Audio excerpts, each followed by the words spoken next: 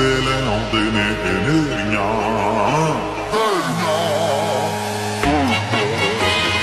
ਹੁਣ ਜੇ ਕਰ ਸਿਹਣੀ ਰਾਜ